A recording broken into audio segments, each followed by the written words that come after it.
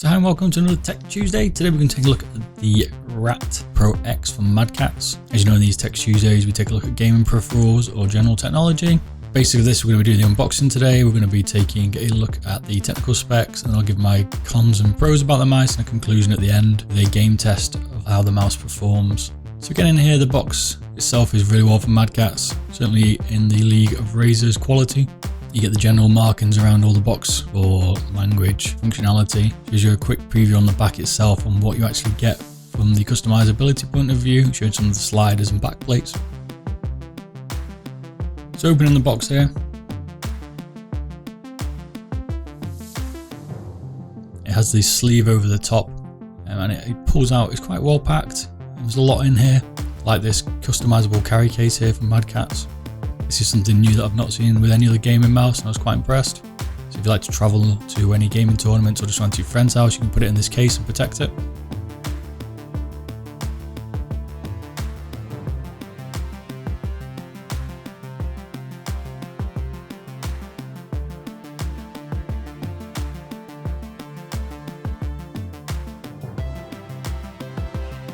You get a little toolkit in the bottom here with a brush and a hex key to take off some of the modules. You get the little parts here that you can customize and change within the mouse itself. You've got some additional feet, some back plates, some scroll wheels. So you've got the original scroll wheel here from the silver one. You've also got this rubber one. You've also got the standard one put onto it.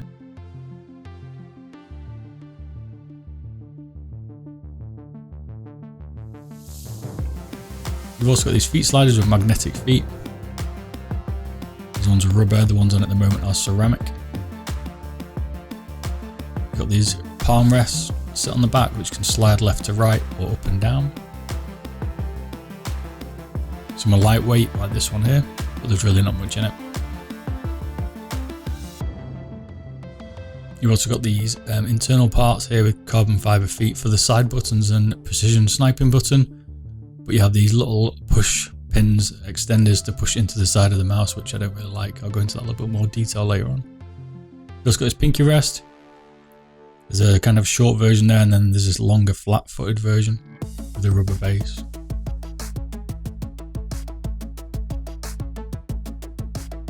So overall you get quite a lot of customizable extras here from Madcatz. You get some stickers to put on there. You get some additional manuals. Probably too many, probably the most I've seen. You get a new laser. So Madcatz on the top's got a left and right mouse button and a DPI switch along with the scroll wheel. You've got a snipe precision button and a left or forward and backwards button. On the rear you've got the palm rest that can be altered, depending if you want lightweight, black or black and green like this one. You've got the side plate here that you can change out for some ones that can hold your pinky.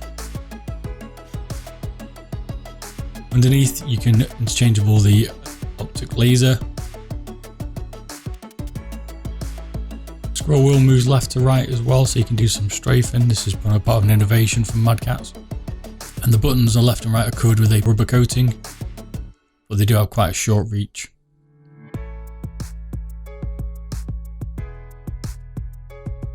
You get a gold-plated USB cable and braided 1.8 meter cable.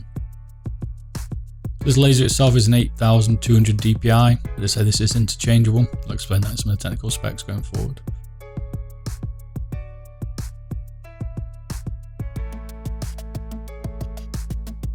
So overall here, Madcatz give you a crazy amount of gear included in this box. Probably the most I've seen in any gaming mouse. It does come at a price, because this is one of the most expensive mice, if not the most expensive mouse I've reviewed and tested. So getting into some of the tech specs here. This mouse was launched in 2015. It was also showcased at CES and was given the award for the most innovative mouse out on the market. The mouse itself is right-handed only, it's USB. It's got a maximum DPI of 1200. Though as part of this package you get the 8200 laser sensor. You can have optical or laser on this. The mouse itself is aimed at the FPS market, and that's where you've got this precision sniping button on the side that you can customize. The mouse weighs in at 105 grams without the cable and is an estimated 140 grams with all the additional customization using the components I've got there heavier weight. The cable comes in at 1.8 meters and is braided. It's got a magnesium chassis, which is the first I've seen. I'm very impressed. Feels very nice. And what comes as adjustable is the palm rest, the pinky rest, the thumb rest, the scroll wheel, and the glide effect. As I've said, the sensor can be changed out here, and you can have a 1200 DPI sensor, an 8200 DPI sensor, and a 5000 DPI. The acceleration on these is 50, 30, and 30. And these have an IPS of 240, 150, and 130. And the buttons have been rated to 50 million clicks, although the scroll wheel's at 20 million. This model itself has no illumination. It has 10 profile customizable settings within the software and can be changed via the button underneath on the sensor, which is that green button. So getting to the cons here, and I'll end with the pros and a conclusion with some Battlefield gameplay to see the tracking with my hand and the gameplay, and I'll go into the test. So one of the main issues I've got is the software. I think this Madcatz one is probably the worst I've used, followed closely behind Corsair. The reason for that is it's got this weird drag and drop system where you can drag these icons in onto the button that you'd like. So you think, okay, that's not a bad idea, drag and drop. Yeah, I agree. I think it's got some benefits if I want to go forward, backwards with a track, for instance, or zoom in and out. So desktop wise, okay, maybe if you do some desktop work, but when I'm gaming, I don't want to have to search for the key that I wish to press. I mean, it's not even alphabet. Look, where's A? A's here, and then you got Alt, and then you got B, and then you got C, and then you got E. It's like, it's random where the keys are pressed, so it makes it really awkward to find the key that you want to drag anyway. And on top of that, I just want to push the key. I want to set key, push on here, like push the key, set to F or whatever I wish. We've got some favorite stuff. You've got these custom commands where you can type some stuff in and create some macros. So you think, okay, well, I could probably just use the F key for that. Maybe you can. So how do I know that's an F key? So I could have done that. Yeah, I could now be assigned to F. How do I know that's F? So when you have multiple ones, you go around and you create all these different codes there. You've got configuration there, granted, but you know, the point is now I've got, what's that one? I have no idea what that key is. So that is the first problem with this software that I absolutely hate, do not like, need to change in. There's additional stuff that's not bad. You can set off the distance within the laser itself. I like the little animated diagram here, but you know, it's good to be able to set how far it reacts once you bring it off the map. Got the strafe axes, which is okay. I also need a reboot, but okay. You can change, you know, how you want it to strafe. You can go into the standard configuration here for the DPI. Pick the laser you want or the responsiveness that you prefer. This is the RADNS 980 or 9800. So you can set the dynamic DPI here, which is good. The other thing here is the DPI you can set with the scroller, which is good. Down to 50. It would have been nice to be able to type here. And you can set the DPI levels depending on what your button is. A DPI switch, you can pick the button which is dedicated to it. Precision aiming, which is the snipe button. You can set the DPI, the pole rate. You've got the standard 4 settings here, 125, 250, 500, 1000, and the snap angle. So it's got most of the settings that all the other mice seem to have at this level. It could have gone a little bit further, I think, with someone maybe with more customization given the price. And the software itself is just, I hate it. Do not like. One of the main issues I have with most game mice at the minute is the side buttons. These ones themselves from Madcatz actually are in the right place. I was just disappointed that because of this push pin mechanism they use, they have absolutely no feedback. They're really dead and they're not very good. I did find this to be pretty disappointing on the price of this mouse, which is at £149, $150. These should have been much better. The left and right mouse button, designed them to have a very, very short press. Now, I expected this to be really good and really fast, but actually I find it hampers me. To do a jitter click is very difficult because of the rebound rate. There's not enough rebound in it. So you'd expect, because it's much shorter, you get a much faster click. I didn't. That could just be me, but that was a real disappointment for me. I expected to be able to fire much faster than other mice, and I haven't been able to do that. And you'll see that at the test at the end. The weight itself of this mouse, even with all the customized bits on it, does feel light. They say it gets 140 grams. For me, it never felt anywhere near that. It still felt too light. It felt well balanced, but it felt very, very light. And it felt like I was again lifting it from the mouse pad. Would have been nice to have been able to add some additional weight into this mouse, given how customizable it is. On a hard surface, using the Teflon feet or the ceramic, which are generally used, I found they were quite hard. And although it glided really well, I found that I could feel all the ridges in all the pads, especially hard pads that I use. Now, soft pads wouldn't have this issue. Now, they didn't have this problem with the Logitech G502. I had this problem with the Razer Naga, not this problem with the Corsair M65, just on this Madcatz.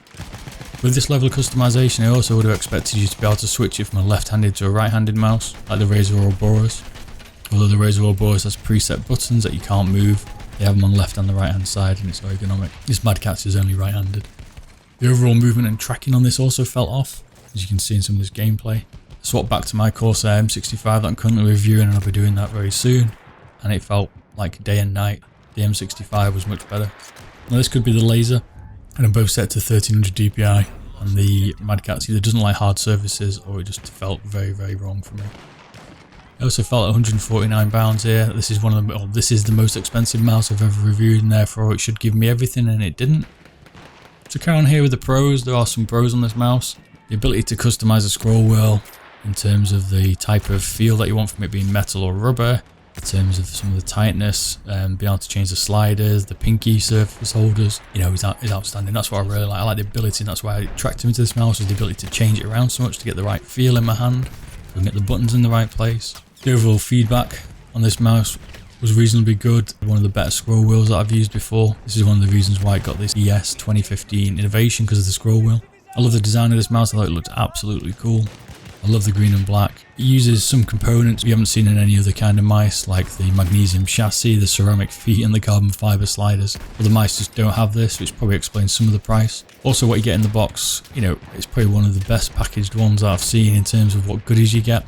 There's nothing else you could really want from the package in here. It gives you everything that you need, all the customizability components, the hard case, it's well packed. You get a lot of manuals, and overall this was very good. The other piece that I did like was the anti-slip on the left and right buttons on the top. I thought that was very good. Certainly didn't feel like my fingers were slipping around, probably much less than they do on other mice. So the conclusion here is, for me, I expected from this mouse for it to fulfill all my kind of asks here. Wide ultra customizability, great feel, awesome tracking, and it must be really a must-have gaming mouse at this price, especially with this innovation from 2015 CES. But that just never materialized for me. I tried all the customizability, I tried all the options, I ran it on different surfaces, and I could just never get it to feel right for me. I was originally hyped for this mouse. I love the endless customization, like I said, but I think this mouse misses some of the key basics of gaming. I think it's strayed away from some of this stuff to try and get innovation in there. Like, the basis of a gaming mouse for me is great weight, awesome precision, excellent feedback. And a lot of this seems to be forgotten for the expensive cool looks and awesome materials, along with said with this innovation. Yeah, for me, the rat isn't for me. Certainly definitely isn't for me at this price range. And for that, it's up to you. I'd certainly try it out. But, you know, I'd expect a lot for this price range.